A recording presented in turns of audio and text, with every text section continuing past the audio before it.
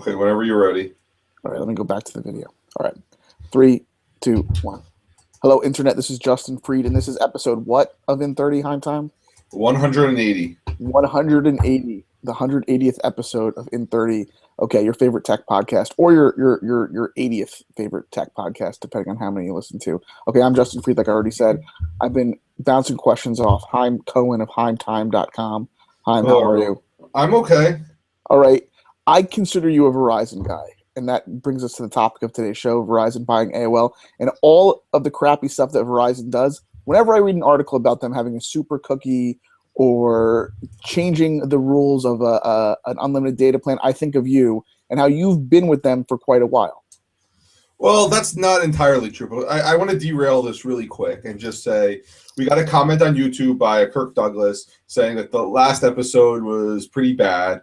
And I don't know how bad it really was. I will agree that it was a little thrown together, but I think we're going to know enough about this topic that we can make you happy. I really do. All right, I would have brought that up later on, Heim, but I think I appreciate his comment. But I like in John Syracuse's words, the "fu" up front. Okay. Yeah. Look, I acknowledge that you're a Verizon guy. I do have Verizon Fios, and I am, for the most part, happy with it.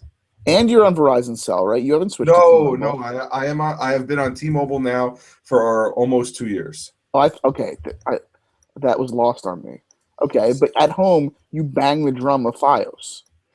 I am a happy customer of Fios, and I would be an even happier customer of Fios if Cablevision wasn't in the area.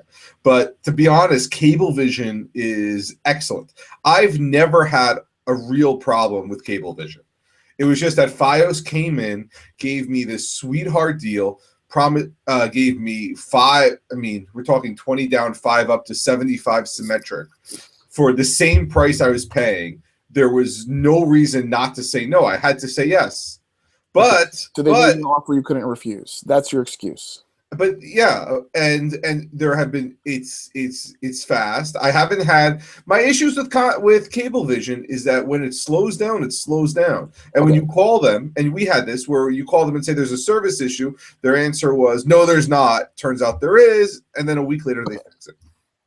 That happens across the board with these types of services. But Verizon seems to be the type of company that likes to make their own rules internally and tell the customers a whole bunch of other stuff. So the super cookie, the way they handle unlimited data, the way they throttle data, the way they change their billing practices, even though there's no contract, they like to add in tons of extra fees, maybe not rising to the level of Comcast's like extortionist tactics, but they're not the best. They're not the best guys to deal with. Absolutely. And I'm hoping when my contract is up with Verizon Fios in August, I will go to Cablevision and say, now is the time to win me back.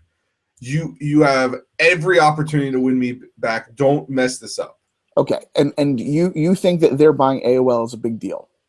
That is the topic of today's show, by the way, from the mind of Heim Time, that Verizon is buying AOL. I think it's a big deal in different reasons. It boggles my mind that AOL is still a name that we talk about. And from what we're reading is that they're not buying AOL for the content. They're buying it for the advertising technology. And it just I grew up with AOL. So did you. Okay. The AOL of yesteryear, though, means nothing. It has almost no relation to the current AOL. Well, that's not exactly true. Yes, it is, Heim. There are some stragglers on dial-up internet. Apparently, AOL has a good number of customers somehow that just they kind of live in this M. Night Shyamalan secondary universe where they just haven't heard of broadband internet, or they can't get it for whatever reason. But AOL today doesn't mean AOL is. Well, it's $125 million a year, at least in revenue. They morphed into a content company. Absolutely. They kind of did what Yahoo wanted to do, and they serve a lot of ads, and they picked up Patch, even though Patch is kind of defunct now. They own the Huffington Post, which is just at the SEO level is incredibly impressive. Right? I mean, they're a content company now. Correct. But what I understand is that how does HuffPo make money? And how does Engadget and how does TechCrunch? And we should say that they bought what was Calacanis's blogs, weblogs. Weblogs. So yeah, they're a content company. They make money serving ads. Well, they're a content company and they make money serving ads. And one of the topics we actually didn't. That's kind of the same thing. Well, no, we're a content company. We just Okay, serve ads. and Google is not a content company; they're only an ad company. I think they meld the two a little bit. Yeah. Look, I agree that AOL was purchased, or AOL pivoted from providing internet services and keywords and channels and all this into a content company. And to monetize content, to make money on this, they had to put ads because content wasn't just good enough. So they found a way to do ads, and apparently they're very successful. Overall, I think they're in the black, even though they have a bunch of losers that they've kind of had to deal with. But when I think of things in the context of the super cookie that Verizon was injecting into web traffic in a way that they must have known was at the very least slimy, if not illegal, the idea of them buying a content company seems a little fishy to me, especially since they have a reputation for censoring or at least trying to influence the press through less than above board means. Well, I was going to get to that a little later. I was going to go more of we know that they're buying it not for the content. So then the initial question is, what are they going to do with that content? Are they going to take it, or are they going to spin it off? It's not so cut and dry that they're not buying it for the content. You don't think that some executive along the way said, "Wow, it'd be great to get Engadget to review Android phones that are coming out on our network first," or something? I mean, you don't think anyone put that on a whiteboard somewhere? Where's Verizon's headquarters, by the way? Basking Ridge, New Jersey. I mean, their official corporate headquarters is there? I didn't know. Yeah, they are the Remorph Bell Atlantic. So they are in the New Jersey area. Okay, so if I were to bring them to small claims court, that's where I would send the notification. I'm assuming so, yes. Unless they have an East Texas, they may have a Marshall, Texas office. Yeah, I don't know if that's their corporate headquarters, even though they picked up all their PR releases, all their PR comes out of Basking Ridge. But this is not a unilateral. Okay, well, this is a unilateral move on their part, but it's not for a singular purpose, probably. Well, we're looking at. We never talked about why GigaOM went belly up. GigaOM just died. Everyone just said, sorry, we ran out of money. And I thought GigaOM had the content down. When you wanted an article, that's when you wanted a real heavy hitting, you went there. And they had excellent writers. They had everything was just top notch. You think it was better than The Verge is now? I think GigaOM was the best. When you wanted real news and you wanted something, of course, because The Verge now is just headline after headline after headline. The best part of The Verge is the Facebook algorithm that sorts out the best Verge stories. Okay, but what you're bringing up GigaOM to get to what point, Hein? What is this? Well, GigaOM said that they couldn't make payments, and you look at a place like GigaOM. How much does HuffPo? How much does Engadget? How much does Weblogs? How much does TechCrunch actually bring in? Michael Arrington is gone. I mean. He got a golden parachute kind of on the way out, right? I mean, they kind of calacanised him. They did that. Ryan Block and Peter Rojas are gone. Right. So they jumped from Engadget to GDGT Gadget. No. Well, then AOL bought them back, and so the point is that the AOL does invest in content creators too, and it seems like Huffington Post does. I mean, these things are becoming. Huffington Post is kind of like the CNN of the internet. They have all their video content, and it's of the same kind of quality. I think Verizon is going to roll this into a television package thing too. I don't think this is only a matter of owning an ad network, unless you want to say that all of that Verizon is going to take over their customers' DNS at an even greater level, and every mistyped URL is going to serve an ad via AOL's ad network. I mean, is that what you're proposing? But that still doesn't make any money. I mean, I think you're wrong. I think that when you go and look on the books, it does, and AOL is doing pretty well too. Let's take another question. How many first, are you running ad block? Yes. Okay. With the ads that you do see, or what percentage of ads have you ever clicked on? More than 100? Ever.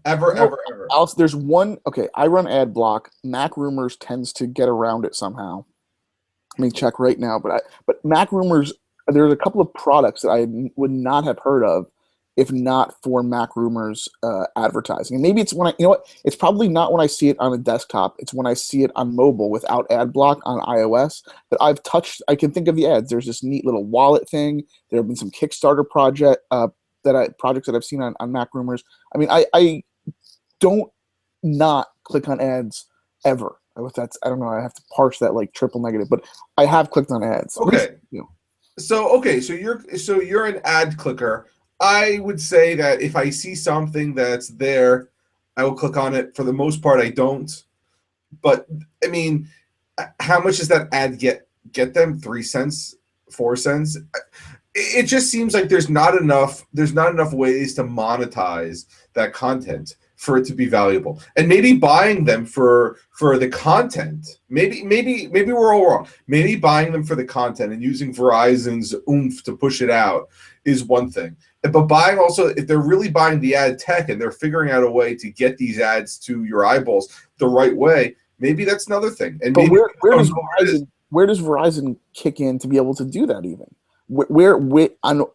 How do they serve ads to customers on their existing web properties? I don't even understand how they do that. Do people check their Verizon.net email any longer? Well, yeah, I mean, you'd be surprised. The Verizon.net, we have the Comcast also. Verizon.net is probably a very large homepage. It's probably one of the top. I agree, but people, if you install Chrome after the fact, Google's going to kind of push that out of the way, right? I mean, when you want to get into the nitty gritty of this, I don't think that this is not Time Warner Comcast, but this is a corporate absorption, a corporate merger that I think is not going to benefit the consumer. Certainly, I think it is done at some level to get around competition, or secondarily, it's done to like build out their Verizon TV Guide channel with like little clips from. Let me ask you this: do you watch CNN like a lot? Not a lot. I mean,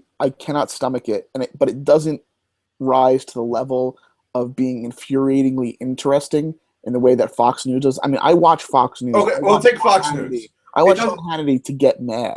No. I'm talking about, and I pick CNN because it's just noise in the background. So I've been watching CNN a lot, and I think Fox News is the same, and even ESPN, and I see the same 7 or 8 commercials. And I could probably like espouse them to you. Is that the right word? Espouse the virtues of the commercials, or no. I can probably tell you the exact verbiage in them because I've heard them so many times. Okay. But when I ask other people, no, this is the point. When I've asked other people, have you seen the Degree Solutions commercial or the Liberty Mutual commercial? They say, I don't know what you're talking about. And I almost feel like that Verizon is tailoring the content based on the knowledge that's in our house. And if that's the case, that's really scary. Okay, tailored advertising via broadcast television is a sort of holy grail of advertising. And obviously YouTube can tailor ads, but even if you're watching it on TV, it's not broadcast television per se. The answer, I do not think that there's any possible way that that's happening. Your CNN stream is the same as everyone else's within certain geographic or technical regions. They're not, is it possible if they were delivering IPTV to your house to do that? Yeah, but you're getting at the fact that if you talk to your neighbor about what's on their CNN, it's going to be different. You're almost a neighbor. I mean, you're almost a neighbor. I think you're in the same market. But I watched at offices, The Degree Solutions commercial is one of those commercials that come on like 4 times in the break. You're talking about the deodorant? No. It's a child for show and tell saying, "Here's my mother, an algebra teacher. Here's my dad, who's an account executive." And the line that drives it home is, "What happens if your child found out you don't have a college degree? How would you feel?" And I want to like yell at the TV and say, "How dare my child ever ask me why my level of education?" I don't even know what the product is. You're right. I've never heard of that commercial. But I must have seen it in the last 3 months 1,000 times. But are you saying that you and Rivka don't have a college degree? I don't even know what you're like. Why is that? Why would that? Come to me because I look at colleges for, let's say, programming competitions for my students. So they may think that, oh, hey, here's somebody who's a teacher. If what you're getting at is that Verizon is picking up AOL for having a long shot, long term, like implementing in tailored advertising via broadcast TV. I just don't know. I can't speak to whether or not AOL has that ability. I thought that AOL was parlaying a lot of that. I don't know if they use any third-party advertising at all. If all of AOL's advertising is completely in-house, that's another story then. They have an ad network, an ad agency. I mean, and being able to put that on their HuffPost articles, and that's a big deal. But that goes back to the beginning of the show where I said that AOL is not Messenger and email, it's content now. I mean, that's what we're talking about. Oh yeah, I mean AOL still has all that other stuff, but yes, it's the majority content. But I think they had to find a way to monetize it, and I think that you have to commend them for being able to do it, for them being able to afford to buy weblogs, and for them to buy TechCrunch and Huffington Post and everything. Yes, on the back of 70-year-old couples who are paying $1,000 a month for dial-up internet or something. I mean, okay. Good for them. I mean, Steve Case, you think that he has an office, a nice office, and is making content decisions somewhere? I don't think so. Oh, I mean, I think Steve Case has been retired since Time Warner gave him the best golden parachute probably in the history of anything. But when we go back to Verizon, I think that this is a content grab, and I think that they are going to spin off They're going to give you Huffington Post TV, and they're going to take the existing content, and then maybe they're going to say to their customers, you know what, guys, you don't need CNN anymore. Well, what about on their? So you're saying on their set-top boxes, they're going to have like their own set-top box channel? Exactly. They're going to do it. It's like Comcast buying NBC. And then are they going to charge if we wanted in 30 on that to have their own our channel? They're not going to pay them. If you want to negotiate that deal, Hein, that's one thing. But no, they're going to take the video content as it is and spin it off into a network, and maybe get rid of some of those gimme channels and see if they can just like pull out CNN, stick in Huffington Post. Because there are some people that. Well, hold on. Hold on. So you know that Fios has been in this spat with the Weather Channel, correct? Well, I've seen that. Okay, yes, I saw that they've sent messages to their customers saying something along the lines of everyone checks the weather on their phones now. Too bad. Go to your guide channel. We're going to give you the weather in the guide, right? Okay, so there is. So they took out the TWC and they replaced it with AccuWeather. And so right along the lines of what you're saying, if they're going to find some sort of similar content when these things go up, they're going to say, you know what? We have the content to make our own show.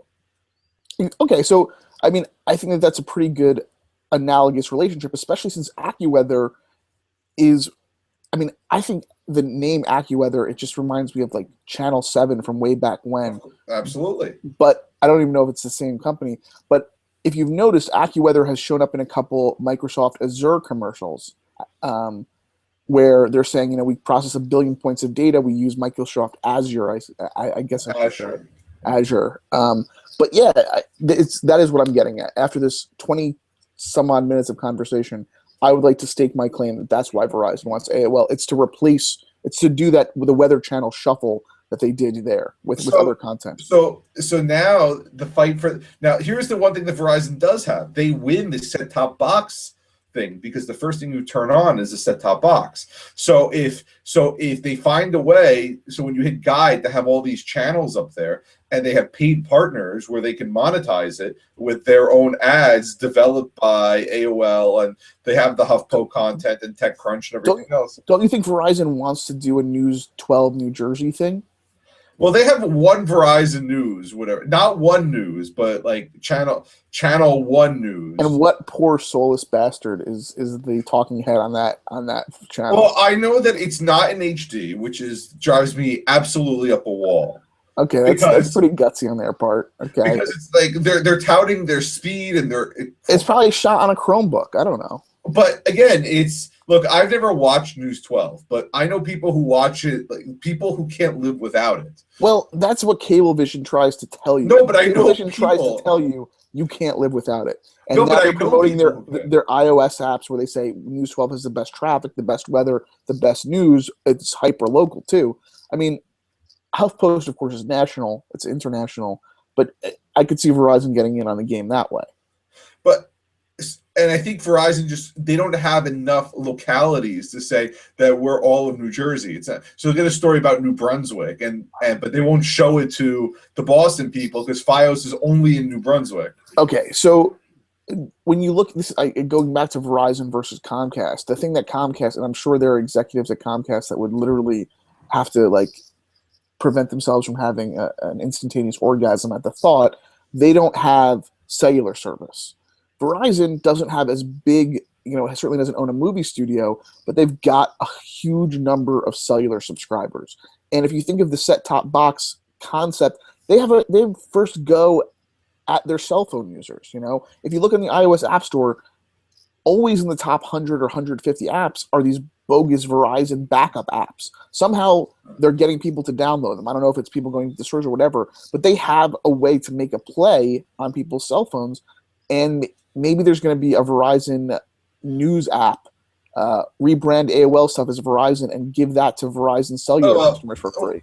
This is where we should know how the app stores work. But every time you activate a phone, I'm assuming on Android, that ticks up the counter on the number of downloads. It's not like that on iOS because Apple doesn't give control to the carriers to auto install stuff. So correct. If it happens, it has to be done by a Verizon account rep as they're helping someone create the account or telling them to do it or whatever. It can still be done by the end user, but it has to be done. Well, we've spoken about on the security show how people don't know that iOS backs all this up for you. So now they're double backing up. Verizon touts it and says, "You want your contacts moved? I'll do it for you, but I have to first download this app." Yes, that is completely duplicitous, frankly. I mean, it's just because I'm sure the quality of that backup, unless you're saying it's a tertiary backup, like a third set of the contacts, it's not as good as the iOS experience. And you could do the same via Google. But we're going to see Verizon promoting their version of News 12 New Jersey, even if it's Verizon USA News or whatever. That is what we're going to see in the next 3 to 6 months. That's what you're gonna. That's what if you're on T-Mobile. I apologize, I forgot that. But if you pick up a Verizon's Android phone, you're going to see more clutterware that is promoting this stuff, and that is how they're going to make money through ads. At least they have a go at it, and they could even make a claim that HuffPost viewership is huge if they're going to make it the default channel when you turn on a Verizon FiOS set-top box, for instance. So instead of TMZ, they're going to get. They're going to have HuffPo style or HuffPo gossip or whatever. Exactly. I mean, that is my prediction. We're going to see, and they'll brand it Big Red. Verizon is Big Red, right? It's not the gum company. Well, not anymore. Okay, so Verizon has won that. They're not, and they're also. It's a dangerous thing to call themselves Big Red in the United States because I think of communism, of course, but that's just me. Well, does everyone has Verizon? Okay, so it's not state run, luckily. Okay, so we have a few more minutes, but I have a feeling that you're right, and I have a feeling that they're gonna take that set-top box that's in every single home, and then they're gonna start charging. They're gonna start charging the channels to be on there. And by the way, is Ariana Huffington? She just goes on Bill Maher now. She doesn't actually do anything with the Huffington Post, right? Is she really the editor-in-chief? I mean, like Will Shortz edit the New York Times crossword puzzles. I don't know. It's a name only. Okay, I think that's a totally that is not an analogy. Do you think that Will Shortz actually edits the crossword puzzle? Yes, I do. Of course. Okay. I think I think if you go into his office, he has a huge grid on his wall. He's literally moving letters around and stuff in order to do it. However they come up with their crosswords. Yeah, well, I think Ariana Huffington has an office. She's a lifetime employee, and we'll get her whatever $1,000 her lifetime bonus package. Right, in the minutes that we have left, either conjure up the most heinous, hellish merger of companies that you can imagine, or predict something that you actually think will happen, merger-wise. Well, we know that Comcast dropped out of Time Warner, yeah. Time Warner. That was going to be bad. I mean, the worst one has to be Time Warner AOL. Okay, so I mean, okay, you're talking about the past now. Okay. I mean, imagine if you had stock in either of those companies. I imagine, yeah. I see it as like a Verizon picking up like a movie studio, like Lionsgate or something, or buying Miramax somehow, and all of a sudden, it's Verizon corporate execs who are telecom people, like getting to cut up, like a Quentin Tarantino movie or something. Well, I mean, you have Comcast buying up NBC with Yeah, Universal. I mean that to me is a hellish merger. I think that this is just like the tip of the iceberg of what my personal, I guess my feelings toward Verizon. I don't trust. I don't. The only Verizon service that I've ever personally had, okay, and of course a lot of the offices that I work out of and my clients have Verizon, but was when I got my CR48 Chromebook from Google. It came with 2 years of Verizon, I think 3G service. That's the only Verizon that I ever signed up. You have local phones. It's all Verizon. Well, I have no copper phones. I have no copper phones. Well, we don't have enough time to bring up this topic, but Verizon just started introducing bundles. But that's the bigger issue is that I've been watching more and more original series on either Netflix or Amazon or something else. And with these Verizon bundles, they're saying, you know what? I know you don't need all these channels, so we're going to tailor some package to you by removing expensive channels. Uh-huh. And like my parents have one without ESPN and CNN, which are two really, or no, ESPN and CNBC, which are two really weird channels not to have. Apparently, I mean, I would never need ESPN, but eventually you're going to get a knock on your door or something in the mail from a Verizon guy that says, "Hey, you better switch to, not you better, but you switch to our cell phone service," and then you get that's the type of bundle that they're going to do next. Well, what they'll say is, well, now ESPN has their own Watch ESPN for $20 a month or whatever it is. You can just have ESPN. Let's hope that that's the direction of all of the high quality content providers. No, I think it's going to end up costing you more. I don't. It depends on how much stuff you think you need to watch, or how many friends you have to share these accounts with. But I mean, you can't say share because you're not allowed to do that. Okay, but if you between you and your wife, for instance, one HBO subscription seems fair enough. Look, I don't watch. I watch the news. I watch sports, but I can go to the bar to watch the sports, and I'm happy with Amazon streaming for whatever, but that's me. I can go without TV. I don't watch movies. I go from there. My wife needs to have TV as background noise. So for me, I could go without it. She has to have it. All right. Well, she's eventually going to hear Ariana Huffington's. What is she? She's Austrian or something? What is the origin of her accent? Where's Schwarzenegger from? She's Greek. She's Greek. She's Huffington? I thought she was, I don't know. No, I think she's ethnically, nationality wise, she's a Greek woman. But that's what Rivka is going to hear as background noise soon on her Verizon set-top box. That is my prediction. Okay. Okay. This has been episode 180 according to Heim Time of In 30. Yes. Thank you for listening. Bye. Bye.